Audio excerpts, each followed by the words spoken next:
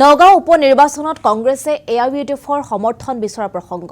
ৰিপুন বৰাৰ সুৰতে সুৰ মিলাইছে ৱাজেদ আলী চৌধুৰীয়ে আজমল টিএমচিৰ সহায় বিচাৰিছিল ৰিপুন বৰাই উপনিৰ্বাচনত প্ৰত্যেক দলে প্ৰাৰ্থী দিলে শাসক পক্ষৰ সুবিধা হ'ব তাত এআইইউডিএফে প্ৰাৰ্থী দিলে বিজেপিক সহায় কৰা হ'ব আমি সমৰ্থন বিচাৰিছো দিয়া নিদিয়াটো তেওঁলোকৰ কথা বিজেপি বিৰোধী স্থিতি অক্ষুণ্ণ ৰাখি সমৰ্থন কৰক কংগ্ৰেছক এনেদৰে কেইবাটা গুৰুত্বপূৰ্ণ মন্তব্য কৰিলে ৱাজেদ আলী চৌধুৰী মন্তব্য শুনালে বিচাৰিছো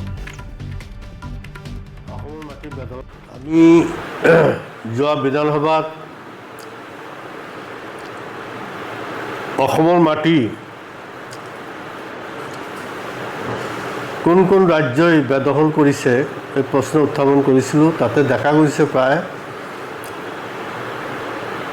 1 লাখ হেক্টৰ মাটি বিভিন্ন ৰাজ্যই ইনক্লুডিং অৰুণাচল অসমৰ মাটি বেদখল কৰিছে কিন্তু উত্তৰ যিটো দিছিলে মই সন্তুষ্ট হোৱা নাছিলোঁ গতানুগতিক কথা যে এইটো বহুত আগতেই বেদখল হ'ল কিন্তু অৰুণাচলত কেইবাদিন আগতেও দুৰ্বৃত্তই গুলিয়াই আমাৰ পুলিচৰ মানুহক গুলিয়াই হত্যা কৰিছে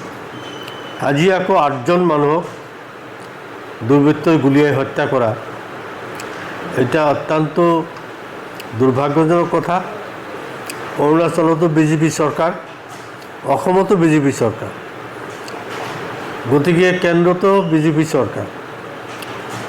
অৰুণাচলৰ লগত এই সীমা বিবাদ লৈ যেটো দীৰ্ঘদিনৰ পৰা এটা আগ্ৰাসন চলি আছে ইয়াৰ এটা নিষ্পত্তি কিয় কৰিব পৰা নাই অসম চৰকাৰ ব্যৰ্থ হৈছে